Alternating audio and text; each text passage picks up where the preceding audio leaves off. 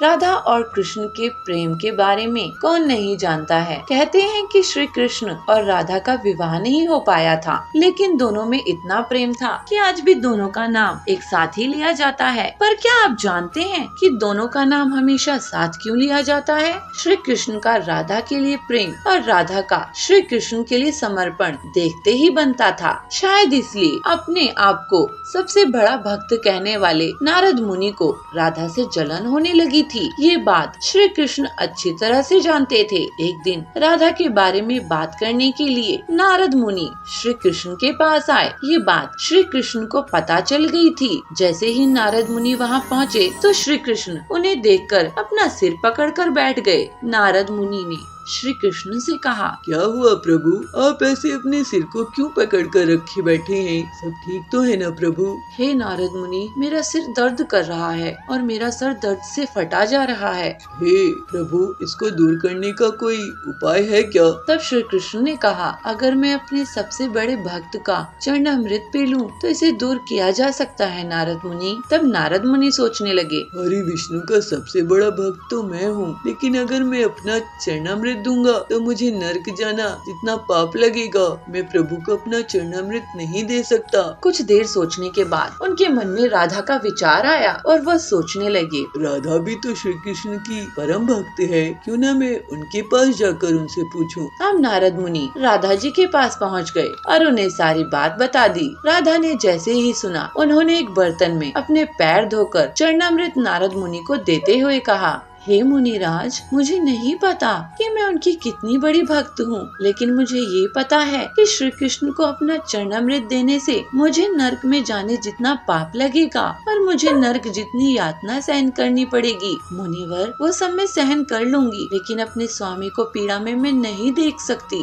ये चरणामृत आप ले जाइए और उन्हें दे दीजिए। राधा की बात सुनकर नारद मुनि का सारा घमंड चूर चूर हो गया और उनको पता चल गया कि राधा ही उनकी सबसे बड़ी भक्त है और श्री कृष्ण ने ये लीला मुझे समझाने के लिए ही रची थी। जब नारद मुनि राधा के पास से वापस आ रहे थे तो उनके मुख से केवल राधा का ही नाम निकल रहा था। जब वे श्री कृष्ण के पास पहुँचे तो देखा कि श्री कृष्ण उनको देखकर केवल मुस्कुराए ही जा रहे हैं। नारद मुनि ने श्री कृष्ण से पूछा, हे नारद, हे प्रभु, आप मुस्कुरा क्यों रहे हैं? आपके सर में तो बहुत तेज दर्द था ना? हरि विष्णु बस मुस्कुराते ही रहे। नारद जी तो पहले ही जानते थे, पर अब बात ये पक्की हो गई और उन्होंने श्री कृष्ण को प्रणाम करते हुए कहा, मैं समझ गया प्रभु, आप जो पाठ मुझे पढ़ाना चाहती थी, जो शिक्षा मुझे देना चाहती थी, वो मुझे मिल गई है। मेरा घमंड चूर चूर हो गया है। मुझे पता चल गया है कि आपका परम भक्त मैं नहीं बल्कि राधा ही है। राधे राधे प्रभु। करेलापुर नाम के गांव में पीलू चिड़िया रहती थी। उसका पति बबलू और बेटी बबली भी उसी के साथ रहते थे। वो लोग बहुत गरीब थे। एक दिन बबलू जब मजदूरी करके लौट रहा था, तभी उसका एक्सीडेंट हो जाता है और उसकी हड्डी टूट जाती है। घर के खर्चे का बोझ अब पीलू पर आ जाता है। पीलू, ये क्या हो गया? मैं तो अपाहिज हो गया हूँ। पता नहीं कब ठीक होऊंगा। अब तो पूरे घर के खर्चे का बोझ तुझ पर आ गया है। बेटी की स्कूल की फीस, किराया, मेडिकल का बिल, क्या क्या संभालेगी तू? आप चिंता मत करो जी, मैं सब ठीक कर दूंगी। मैं मेहनत करूंगी, आपका अच्छे से अच्छा इलाज कराऊंगी। बेटी, तो अपने पापा का ख्याल रखना। मैं काम ढूंढने जा रही हूँ। फिर पीलू काम की तलाश में निकल पड़ती है। उसके हरी तोती की चाय की दुकान में काम मिलता है। कुछ दिनों तक उसका खर्चा चल जाता है, लेकिन एक दिन, पीलू आंटी, अब मेरी शादी होने वाली है। मैं अपनी दुकान बंद करने वाली हूँ। अब मैं अपने पति के साथ विदेश जाने वाली हूँ। अब मैं तुम्हें यहाँ कैसे रख सकती हूँ, इसलिए तुम कोई और काम देख लेना। ऐसे हरी पीलू को समझाती है। पीलू ये सुनकर बहुत दुखी हो जाती है। वो रोने लगती है।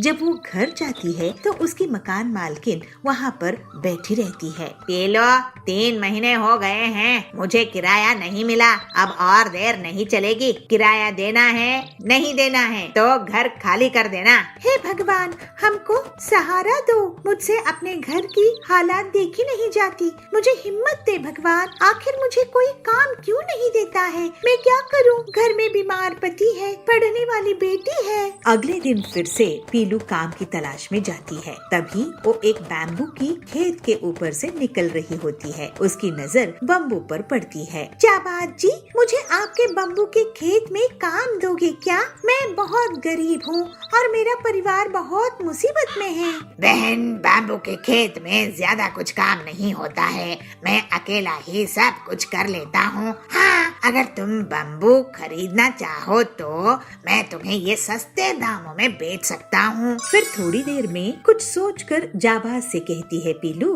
जाबाज भैया, आप ये मेरे कान के कुंडल गिरवी रख लो और मुझे बम्बू उधार में दे दो। अरे नहीं बहन, ये कैसी बात कर रही हो? मैं तुम्हारे घर की हालात जानता हूँ। वैसे क्या करोगी इन बम्बू का? मैं बम्बू चिकन बनाऊंगी और उसे बेचूंगी।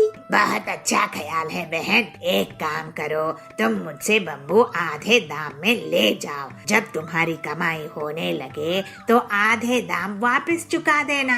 और मेरा दोस्त कालू कौवा तुम्हें ऐसे ही उधार में चिकन दे देगा, लेकिन तुम 2 दिनों में पैसे वापस चाहिए होंगे। ठीक है, मैं आपके पैसे 2 दिनों में दे दूंगी। फिर पीलू जाबाज से बम्बू और कालू से चिकन लेकर घर आती है और फिर घर में बम्बू चिकन की तैयारी करती है और अगले दिन उसे ले जाकर बाजार में बेचने लगती है। बैम्बू चिकन ले लो, गर्मा गर्म बैम्बू चिकन, चटपटा स्वादिष्ट बैम्बू चिकन। तो वहाँ पे सुंदरी आती है। बहन, ये बम्बू चिकन कितने की है? मैंने तो कभी बम्बू चिकन के बारे में सुना ही नहीं था। सिर्फ 50 रुपए प्लेट है सुंदरी बहन। ये मेरे गांव की स्पेशल डिश है।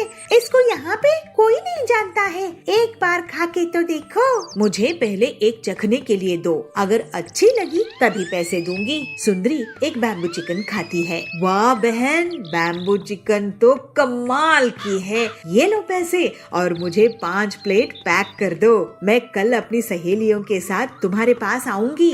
ये सुनकर पीलू बहुत खुश होती है। पीलू शाम में दुकान बंद करके सबसे पहले जाबाज और कालू को उनकी उधार की रकम वापस कर देती है और एक एक प्लेट उन्हें भी बैम्बू चिकन देती है। पीलू बहन, अब तो तुम्हारी गरीबी दूर हो ही गई समझो। अब तो मैं तुम्हें रेगुलर बैम्बू सप्लाई करूँगा। पेमेंट की तुम चिंता मत करना। ऐसे बैम्बू चिकन तो विदेशों में भी नहीं मिलता होगा। मेरी तरफ से तुम्हें चिकन मिलता रहेगा। इस तरह से जल्दी ही पीलू की दुकान चल निकलती है और उसके पास पैसे आने शुरू हो जाते हैं। पीलू दिन रात मेहनत करके बैम्बू चिकन बनाती रहती है। एक दिन वो अपने पति को डॉक्टर के पास लेकर जाती है। वाह पीलू बहन, अब तो बबलू भैया बहुत अच्छी कंडीशन में हैं। लगता है इन्हें खूब बम्बू चिकन खिला रही हो। अब कुछ ही दिनों में ये चलने फिरने भी लगेंगे। डॉक्टर साहब, पीलू ना होती तो मैं तो बहुत निराश हो जाता। पीलू की मेहनत के कारण ही मैं और मेरी बेटी अच्छे से हैं। इसने अकेले अपने दम पर इतना अच्छा काम शुरू कर ली और मेरा पूरा इलाज करवाया। ऐसी पत्नी पर तो मुझे बहुत गर्व है। आखिर पति पत्नी एक दूसरे के लिए ही तो होते हैं ना डॉक्टर साहब। पीलू मकान मालकिन का किराया भी पूरा दे देती है। फिर बहुत जल्द ठीक होने पर बबलू भी पीलू की मदद करने लगता है और वो होम डिलीवरी शुरू कर देते हैं। दोनों पति पत्नी अपनी बेटी का बहुत अच्छे से ख्याल रखते थे। जल्दी ही पीलू का बैम्बू चिकन आसपास के जंगल में भी फेमस हो जाता है। इतनी मेहनत के बाद पीलू और उसका परिवार बहुत खुशी खुशी रहने लगता है। नागपुर में बबलू नाम का कबूतर रहता था। वो जुगाड़ से कोई भी सामान बनाने का हुनर रखता था। जैसे अलग अलग इलेक्ट्रॉनिक सामान को जोड़कर वो टीवी बना लेता था, कुछ बोतल जोड़कर वाटर फिल्टर तैयार कर लेता था। उसकी माँ पीलू एक मजदूर थी और उसको कमाई करने के बारे में अक्सर बोला करती थी। बेटा बबलू, तू इतना सब बनाता है, लेकिन इन सब सामान से हमारी आमदनी नहीं होती है। तो कुछ काम कर जल्दी से। माँ, मैं जहाँ भी काम मांगने जाता हूँ वो मुझे काम नहीं देते हैं। लेकिन माँ, तुम सही कह रही हो। आखिर में कब तक तुम पर बोझ बनकर रहूँगा? मैं काम शुरू करूँगा माँ। हाँ बेटा, तू बहुत समझदार है, क्योंकि मेरी जितनी आमदनी है उतना तो घर खर्च किराया देने में ही चला जाता है। बाकी घर के लिए हम कुछ पैसे जमा नहीं कर पा रहे हैं। आजकल तो तुम जैसे पढ़े लिखे को कोई काम नहीं देता है, ये भी अजीब बात है। माँ, मुझे कुछ दिन और दो, तुम जरूर एक दिन मुझ पे गर्व करोगी। भगवान करे वो दिन जल्दी आए बेटा। मुझे तेरी शादी करके घर में बहू भी लानी है। इस तरह से कुछ दिन और बीत जाते हैं। बबलू यहाँ वहाँ काम के लिए भटकता रहता था, लेकिन उसे कोई काम नहीं देता है। वो मजबूरी में मैकेनिक बन जाता है और लोगों की मोटरसाइकिल या फिर बिजली के सामान सुधारने लगता है। एक दिन बबलू, ओ बबलू, कहाँ हो? हाँ माँ, क्यों आवाज दे रही हो? बताओ क्या काम है? बेटा, लगता है घर में बिजली चली गई है, जरा देखो तो। ये गर्मी के मौसम में गांव में बिजली बहुत जाती है ना माँ। तो इसका भी कुछ जुगाड़ निकाल ले बेटा, बहुत अच्छा रहेगा। बबलू कुछ सोचने लगता है और फिर वो अगले दिन शहर जाकर कुछ सामान लेकर आ जाता है। फिर बबलू उस सामान को जोड़ लेता है। वो एक सोलर बैटरी सेल तैयार कर लेता है और अपने घर में लगाता है। अरे वाह बेटा, ये क्या किया है तूने कि पूरी महल में बिजली नहीं है लेकिन अपने यहाँ है? माँ, मैंने सोलर सेल तैयार किया हूँ। इससे बहुत ही कम दामों में हमें घर में बिजली मिल जाएगी। तो बेटा, क्या तू इसे पूरे गांव वालों को बेचेगा? माँ, गांव वालों ये इसके लिए पैसे नहीं देंगे, लेकिन एक चीज के लिए वो पैसे जरूर देंगे। फिर बबलू सोलर सेल को एक पुरानी मोटरसाइकिल में फिट कर देता है और एक सोलर बाइक तैयार कर लेता है। फिर बबलू पीलू को सोलर मोटरसाइकिल दिखाता है। माँ, ये देखो, है ना कमाल की चीज? अरे बेटा, क्या इसको पेट्रोल नहीं लगेगा? ये सोलर बाइक कौन चलाएगा? तभी वहाँ सुंदरी आती है। अरे पीलू, ये बबलू ने तो ऐसी मोटरसाइकिल बनाई है कि सब इसे देखते ही रहेंगे। देखते ही रहेंगे और चलाएंगे भी सुंदरी काकी। थोड़े दिनों में बबलू सोलर बाइक्स बनानी शुरू कर देता है। इसी बीच दूसरे जंगल से कालू कौवा आता है। वो पक्षियों की पुरानी मोटरसाइकिल चोरी करता था। दिन हो या रात किसी की भी बाइक चुरा लेता था। घर से या बाजार से वो बाइक चुराने में कामयाब हो ही जाता था। भाइयों, हमारे बाइक्स रोज चोरी हो रहे हैं, क्या करें? वह चोर तो मेरे पिताजी की आखिरी निशानी वाली बाइक भी चुरा कर ले गया। मैं तो दूध वाला हूँ, मेरी भी मोटरसाइकिल चुरा लिया। मेरा तो धंधा ही चौपट हो गया। लगता है ये काम कालू कौवे का है। एक बार हाथ लग जाए तो मैं उसकी पिटाई कर दूंगा। लेकिन इतने दिनों में तो वो सारे जंगल की बाइक्स चुरा लेगा और किसी के पास मोटरसाइकिल बाइक्स नहीं बचेंगे। मैंने तो अभी अभी बाइक का बिजनेस शुरू किया हूँ। बांटिए बाइक चोर को, जो कोई भी पकड़वाने में मदद करेगा मैं खुद उसे 50,000 का इनाम दूंगा। कालू चोर ये सब दूर बैठकर सुन रहा था। यह मुझे कैसे पकड़ेंगे? मैं इनके सभी मोटरसाइकिल्स को चुरा लूंगा। रात में सब जाग जाग कर मोटरसाइकिल की सुरक्षा करने में लगे रहे थे। कालू कौवा फॉगिंग मशीन लेकर आता है और उसे धुआं कर देता है। अब किसी को अपनी बाइक दिखाई नहीं दे रही थी। कोई कुछ नहीं कर पाया और कालू बाइक्स चुरा कर भागने लगा। तभी बबलू अपनी सोलर बाइक से तुरंत कालू कौवे का पीछा करने लगता है और जल्दी ही बबलू कालू की बाइक के पास पहुंच जाता है और उसे जोर से एक लात मारता है। कालू हिल जाता है और जोर से एक पेड़ से टकरा जाता है। बबलू अपनी सोलर बाइक से कालू को पकड़ने में कामयाब होता है और फिर उसे पुलिस स्टेशन लेके जाता है। अरे ये कौन सी नई बाइक है? काश मैं इसे चुरा पाऊं। ये मेरी सोलर बाइक है कालू चोर। वाह बबलू, तुमने तो बहुत बहादुरी दिखाई है और तुम्हारी सोलर सोलार बाइक तो रात में भी चलती है। तुम्हें मैं वादे के मुताबिक इनाम दूंगा। फिर अगले दिन पूरे जंगल के सामने बबलू को बाज पूरे 50,000 का इनाम देता है। पीलू ये देखकर बहुत खुश होती है। वाह बबलू, तूने तो मेरा नाम रोशन कर दिया बेटा। पूरे गांव में तेरी सोलार बाइक अब डिमांड में है। इस तरह से बबलू की बहादुरी का कारनामा पूरे जंगल में प्रसिद्ध हो गया। उसके पास अब पैसा आने लगा और बबलू अपनी सोलार बाइक को ज्यादा से ज्यादा बेचने लगा। थोड़े दिनों के बाद बबलू की शादी हो जाती है और वो अपनी माँ और पत्नी के साथ हंसी खुशी रहने लगता है। बंटी एक बहुत ही होशियार मिस्त्री था। इंजीनियर्स भी उससे घर बनाने के पहले सलाह मशवरा करते थे। बंटी बहुत मेहनती था और लोगों की मदद के लिए पैसे भी उधार दे देता था। एक उसकी पत्नी पीलू उससे कहती है, अजी सुनते हो, आप पूरे गांव के लिए घर बनाते हो, लेकिन हमारा खुद का कोई घर नहीं है। बारिश का मौसम आने वाला है, छत की मरम्मत करवानी है। हमारा अपना घर कब होगा? कभी सोचे हो? वो टिल्लू कितनी जल्दी से अपना घर बना लिया, जबकि उसको आपके जितना भी काम नहीं आता है। अरे पीलू, क्यों दूसरों की तरक्की देखकर जल रही हो? बारिश के मौसम के लिए मैं तैयारी कर लूँगा और एक दिन हमारा भी अपना घर होगा। तुम इतना मत सोचो। फिर बंटी अपने दोस्त हरिया को, जो कि ईंट सप्लायर था, उसको सारी बात बताता है। हरिया भाई, तुम मुझे मेरे घर की मरम्मत के लिए ईंट कितने में दोगे? अरे क्या बंटी भाई, तुम्हारी मदद से तो आज मेरा इतना बड़ा कारोबार है। तुम बस बताओ कितनी ईंट चाहिए, तुम्हें ईंट मिल जाएंगी। फिर हरिया बंटी के घर के बाहर एक ट्रॉली ईंट डलवा देता है। उस रात जब बंटी और पीलू सो रहे थे, तभी बंटी को कुछ आवाज आती है, लेकिन जब वो बाहर आता है तो उसे कोई नहीं दिखता। सुबह उठने पर वो ईंटों को गिनता है तो पता है कि कुछ ईंटें कम हो गई थी। अरे लगता है कोई ईंटों को चुरा ले गया है। कौन हो सकता है जी? ऐसे ही अगले सुबह ईंट कम मिलती है तो बंटी परेशान हो जाता है। ये रोज रोज कौन हमारी ईंटों को चुरा रहा है? आज रात मैं पहरेदारी करूँगा। फिर उस रात बंटी जागकर ईंटों की रखवाली करता है।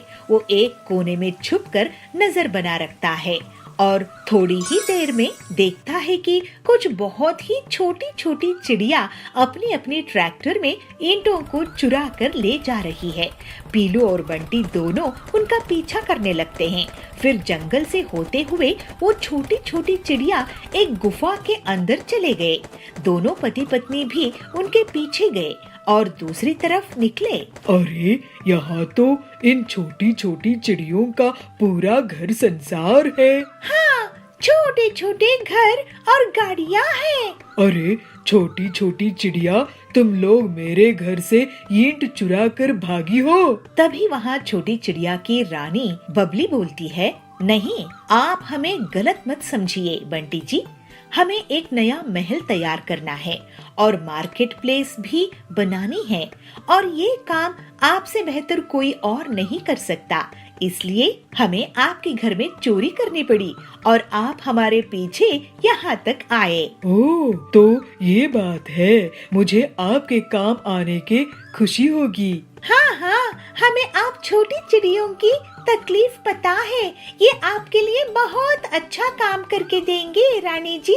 फिर बंटी बहुत खूबसूरती से रानी का महल और मार्केट की जगह तैयार कर देता है। छोटी छोटी बिल्डिंग्स होती है और मिनी पेट्रोल पंप होते हैं, मिनी ट्रैक्टर्स। इसी बीच पीलू और रानी की अच्छी दोस्ती हो जाती है। बंटी जी, आप कमाल के कलाकार हो और आपकी सहायता से पूरा राज्य बहुत सुंदर दिख रहा है। ये लीजिए आपकी मेहनत का इनाम। रानी बंटी को सोने से भरी एक बोरी देती है। ये देखकर पीलू और बबलू की आंखें चमक उठती है। फिर जल्दी ही बबलू अपना एक सुंदर सा बंगलो बनाता है। बबलू अब एक कंस्ट्रक्शन कंपनी शुरू कर देता है और बहुत पैसे कमाता है। फिर पीलू और वो खुशी खुशी रहने लगते हैं। बलरामपुर में बबली चिड़िया एक गरीब धोबी थी। वो और उसकी बहू पीलू कपड़े धोने का काम करते थे। फिर बबली उन कपड़ों को आयरन प्रेस इस्त्री कर देती थी। बबली का बेटा बंटी इस काम को बिल्कुल भी पसंद नहीं करता था। एक दिन बबली की तबीयत खराब हो जाती है। वो बंटी को बुलाकर कहती है, बेटा बंटी, हमारे खानदान की सबसे बड़ी चीज मैं तुझे देना चाहती हूँ। ये ले, ये है वो आयरन इस्त्री जिसे तेरे पिताजी और मैं अपने घर के लिए रोटी कमाते थे। अब मैं ज्यादा दिन नहीं रहूंगी, तू इसे ले और अपने खानदान का काम आगे बढ़ा। तो बंटी कहता है, क्या माँ, तुम्हें जायदाद के नाम पर यह आयरन इस्त्री ही मिलती? पता नहीं तुम मुझे क्या समझती हो। मैं इस काम से नफरत करता हूँ। मैं कभी भी इस इस्त्री को नहीं छूऊंगा। तो पीलू कहती है, अरे आप अपनी माँ से ऐसे कैसे बात कर सकते हो? जब आपकी आमदनी नहीं थी तब इन्होंने घर का पूरा खर्चा कितने सालों तक संभाला है। आप इनसे माफी मांगिए। तो बंटी कहता है, अरे अच्छा माँ, मुझे माफ कर दो। तो पीलू कहती है, नहीं, ऐसे नहीं, कसम खाओ। तो बंटी कहता है, ठीक है माँ, मैं कसम खाता हूँ कि इस आयरन इस्त्री को संभाल कर रखूंगा और इसी से पैसा कमाऊंगा। इसके बाद कुछ दिनों में ही बबली परलोक सिधार जाती है। पीलू बंटी से कहती है, ये लीजिए आयरन इस्त्री, अब इसे काम शुरू कीजिए। तो बंटी कहता है, नहीं, मैं किसी के कपड़े प्रेस नहीं करूँगा। तो पीलू पूछती है, तो फिर आप अपनी माँ की कसम क्या खोटी खाए थे और घर का खर्च कैसे चलाएंगे? आप क्या चाहते हैं कि हम सब भूखे ही मर जाएं? तो बंटी कहता है, अरे तुम क्या बकवास कर रही हो? पीलू बोलती है, हाँ, तो फिर इस इस्त्री का इस्तेमाल करो। बंटी कहता है, तुम यही चाहती हो ना कि मैं इस आयरन इस्त्री का उपयोग करूं? तो मुझे 2-3 दिन दो, मैं इसका इस्तेमाल कर लूंगा। इसके बाद बंटी एक चौक में अपना छोटा सा आयरन इस्त्री का पराठा बनाने लगा और बंटी का काम बहुत अच्छे से चलने लगा। फिर उसकी डिमांड देखकर वो जल्दी ही अंडे पराठे बनाने लगा। बहुत जल्द लोगों को उसके स्वाद की आदत लग जाती है। वाह जी, आपने तो बहुत ही कमाल का आइडिया निकाले हो। ऐसा आयरन पराठा तो किसी ने भी नहीं खाए होंगे। तुम जानती हो पीलू कि अब अपना एक बड़ी दुकान खरीदेंगे। वाह जी। और बंटी एक बड़ी सी दुकान ले लेता है। इसके बाद बड़े बड़े सेठ भी उसके यहाँ आयरन इस्त्री का पराठा खाने आने लगते हैं। बंटी पीलू से कहता है, पीलू, तुमने मुझे घमंडी होने से बचा ली। अगर तुम नहीं होती तो मैं अपनी पुरखों का आयरन इस्त्री नहीं इस्तेमाल करता। तुम्हारे कारण ही मैं इतना तरक्की कर पाया हूँ। ये लो हीरों का हार। इस तरह से अपने बड़ों का सम्मान करने के कारण पीलू और बंटी खुशी खुशी रहने लगे। राजनंद गांव के जंगल में बबलू अपनी पत्नी पीलू के साथ रहता था। बबलू बहुत ही नेक दिल ईमानदार कबूतर था और पीलू बहुत धार्मिक थी। वो देवी दुर्गा जी की भक्ति करती थी और हर साल 2 बार नवरात्रि का उपवास रखती थी। गरीब होने के बावजूद वो कभी भी किसी चीज के लिए माता से प्रार्थना नहीं करती थी। बबलू से जाबाज और कालू उधार में फल खरीदते थे और फिर उसको कभी भी पैसे वापस नहीं करते थे, इसलिए उसे बहुत नुकसान होता था। जाबाज और कालू बहुत बड़े गुंडे थे। उनके डर के कारण वो पैसे वापस भी नहीं मांग पाता था। इस वजह से वो दुखी हो जाता था और माता रानी से कृपा करने को कहता था। ऐसे ही एक दिन बबलू परेशान बैठा था। तब पीलू उसके पास आके बोलती है, ये लीजिए प्रसाद, कल से नवरात्रि शुरू होने वाली है और अब आपके पास पैसे कमाने का अच्छा मौका है, तो फिर आप इस तरह से परेशान क्यों हैं? तो बबलू कहता है, तुम तो जानती ही हो पीलू कि मुझे आज तक कितना नुकसान हुआ है। मुझे तो यही समझ में नहीं आता कि मेरा इतना नुकसान क्यों होता है। माताजी मुझसे इतनी नाराज क्यों है? माताजी आपसे नाराज नहीं है, आपके भोलेपन का फायदा उठाकर कालू और जाबाज गलत करते हैं। तुम सही कह रही हो पीलू, लेकिन अब जाबाज और कालू जैसे गुंडों से हम जैसे सीधे साधे लोग कैसे निपटे? चलो हम शहर चले जाते हैं। तो पीलू कहती है, नहीं जी, शहर नहीं जाएंगे। माता रानी हमारी मुश्किल जरूर दूर कर देगी। आप कोशिश तो कीजिए। ठीक है, लेकिन एक आखिरी बार मैं कोशिश करता हूँ। पीलू, अब नवरात्रि शुरू होने वाली है। मैं तो वैसे भी फलों की दुकान चलाता हूँ, लेकिन अगर इस त्योहार में मैं फलाहारी सलाद बेचने लगूँ तो अच्छा रहेगा। ये तो सच में बहुत अच्छा आइडिया है, लेकिन इस बार आप उन बदमाशों को उधार नहीं दोगे। आप सब कुछ माँ दुर्गा पर छोड़ दो। ठीक है, अब मैं पूरी तरह से माता रानी पर निर्भर हो जाता हूँ। जो होगा देखा जाएगा। फिर अगले दिन बबलू अपनी फलों की दुकान को बदलकर फलाहार सलाद की दुकान खोल लेता है और फिर जाबाज और कालू आते हैं। चल फलाहार सलाद दे। तो कालू कहता है, अच्छा है, नया काम है, टेस्ट तो करा। मैं तुम लोगों को बिना पैसों के कुछ नहीं दूंगा। माता रानी के त्योहार में तुम जैसे शैतानों को मैं कुछ नहीं दूंगा। अब मैं माता रानी के चरणों में हूँ, मुझे डर नहीं है। इतनी हिम्मत तेरी, अभी तेरी दुकान तोड़ देंगे। तो कालू कहता है, हाँ तो इसी लायक है, हमसे पैसे मांग रहा है। और फिर बबलू की दुकान को वो तोड़ देते हैं और बबलू की पिटाई कर देते हैं। बबलू घर जाता है और पीलू को सब कुछ बताता है। पीलू दुर्गा जी के सामने बैठकर प्रार्थना करती है। माता रानी, आप ही हमें अब इन दुष्टों से बचा सकती है। आप दया करें, नहीं तो हमें ऐसा अत्याचार सहने की शक्ति दीजिए। आखिर हम कब तक डर के रहेंगे। तभी वहाँ पर माता रानी प्रकट होती है। बेटी तू रो मत, मैं हूँ ना। तुम जैसे सीधे साधे भोले भाले भक्तों को मैं कभी भी कष्ट में नहीं देख सकती हूँ। हे माँ, आप सच में आ गई। आपकी बहुत दया है। कल तुम दुकान खोलना, मैं तुम्हारी रक्षा करूँगी। ऐसा कहकर दुर्गा जी वहाँ से अंतर ध्यान हो जाती है। माता रानी की लीला अपरंपार है पीलू। अगले दिन बबलू दुकान खोलता है और जाबाज और कालू फिर से आ जाते हैं। अब तो तेरी हड्डियाँ तोड़कर रख देंगे। जाबाज की बात सुनकर बबलू डरता नहीं है, लेकिन जैसे ही दोनों मारने के लिए आगे बढ़ते हैं, वो लोग हवा में उड़ जाते हैं और गोल गोल घूमने लगते हैं और जमीन में पटकाने खाते हैं और अचानक से उनकी बबलू पिटाई कर देता है। सभी पक्षी ये देखकर हैरान हो जाते हैं। फिर जाबाज और कालू को पुलिस पकड़कर ले जाती है और जेल में डाल देती है। वाह बबलू जी, माता रानी की दया से आपने ही उन बदमाशों की पिटाई कर दिए। नहीं पीलू, मैंने कुछ नहीं किया, सब माता रानी ने ही करवाई। दुर्गा जी की जय हो। जय माता दी। इस तरह से बबलू पीलू की फलाहार की दुकान अच्छे से चलने लगती है और फिर कुछ ही दिनों में बबलू और पीलू बहुत अमीर हो जाते हैं।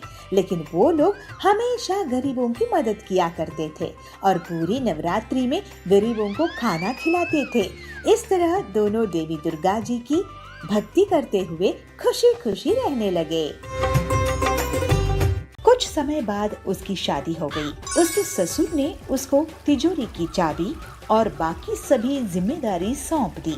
सिंदूर इसके बाद अपने पत्नी को बार बार कभी खाना, कभी चाय और कभी नाश्ता करवाते सताते रहता था।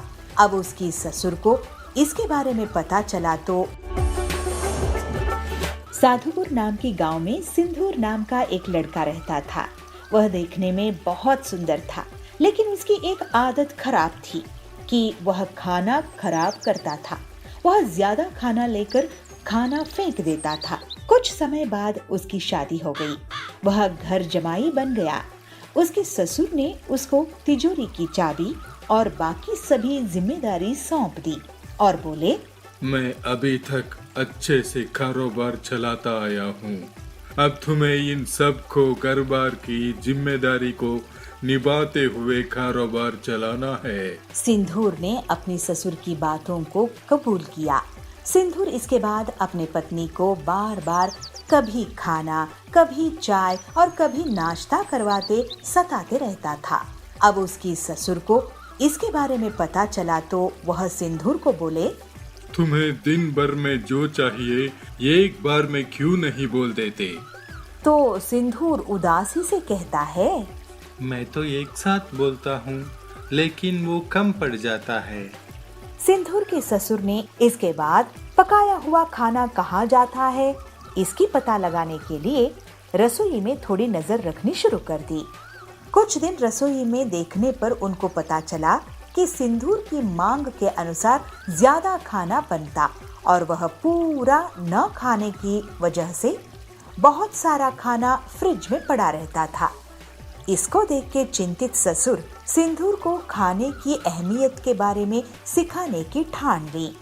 एक दिन उन्होंने सिंदूर को बुलाकर कहा, हमारे पहले वाले नौकर के बच्चे की तबीयत ठीक नहीं है, मुझे वहाँ जाना है, क्या तुम भी चलोगे? सिंदूर भी अपने ससुर के साथ जाने के लिए तैयार हो गया। अपने नौकर की बस्ती में जाकर सिंदूर के ससुर ने कहा, मैं अभी रास्ता पूछ कर आता हूँ। इसके बाद सिंदूर वहीं खड़ा रहा। सिंदूर ने एक घर के अंदर झांक कर देखा तो एक छोटा बच्चा भूख के कारण रो रहा था। उसकी माँ ने अपने अनाज के सारे डिब्बे बर्तन देखे, लेकिन वो खाली थे। यह देखकर सिंदूर को रोना आ गया। कुछ देर बाद उसके ससुर आए और उसको अपने नौकर के घर लेकर गए। नौकर के घर जाने पर उसका लड़का बीमार लेटा हुआ था। जब सिंदूर के ससुर ने बीमारी का कारण पूछा तो नौकर ने कहा, ये घर से बचा हुआ भोजन लेकर खाया था, लेकिन उसको नहीं पता था कि वह खाना खराब था। उसको खा के बेटे की तबीयत खराब हो गई है। यह कहकर वह रोने लगा। कुछ देर के बाद सिंदूर और उसके ससुर अपने घर आ गए। घर आने पर सिंदूर अपने ससुर के सामने हाथ जोड़कर क्षमा मांगते हुए आंख में पानी भर लेता है। जब उसकी ससुर ने कारण पूछा तो सिंदूर कहता है, मैं खाने को कितना बर्बाद करता था और किसी को खाने के लिए 2 वक्त की रोटी भी नहीं है। अब के बाद मैं खाने को कभी बर्बाद नहीं करूँगा। सिंदूर को खाने की कीमत महसूस होने पर उसके ससुर खुश हो जाते हैं और सिंदूर ससुर से कहता है, हमें अन्न को कभी भी बर्बाद नहीं करना चाहिए। इसके प्रायश्चित के लिए मैं अपनी हैसियत के हिसाब से हर दिन अन्नदान का बीड़ा उठाता हूँ।